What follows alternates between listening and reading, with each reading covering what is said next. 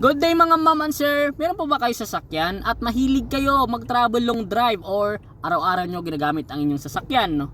Ngayong araw, pag-usapan natin yung mga basic na tinicheck natin bago tayo magmaneho ng ating sasakyan, no?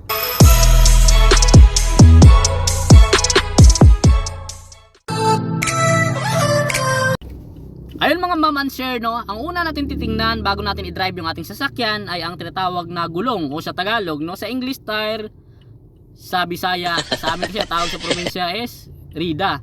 Hindi ko lang alam sa inyo, no? Please comment below na lang, no? Titingnan po natin gulong, baka maya flat 'yon, no? Or di kaya ninakaw na yung bolts diyan, no? Kung kulang na yung bolts, no, hindi na 100% goods 'yan, no?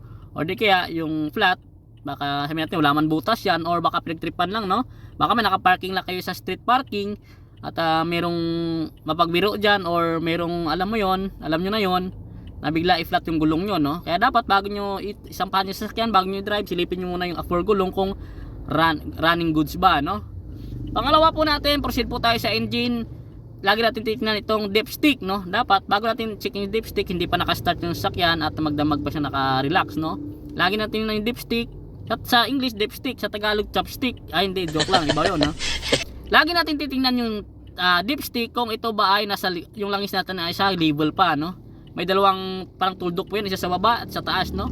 Lagi natin dapat nasa tamang level, nasa second level lagi yon, no? Para running goods, no? Kasunod naman po, lagi natin tingnan ay ang coolant na tinatawag, no? Dapat lagi nasa level yung coolant para maiwasan natin ang tinatawag na overheat, no?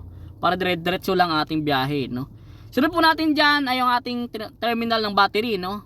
Kaya sabihin natin bago pa ating battery, pag once na araw-araw nating ginagamit ng ating sasakyan ay nagba-vibrate po yan, no? Hindi maiwasan yung terminal ng ating battery ay luluwag, no? Kaya lagi natin check yung dalawa yan, positive yung negative, lagi natin galawin kung yan ay mahigpit, no?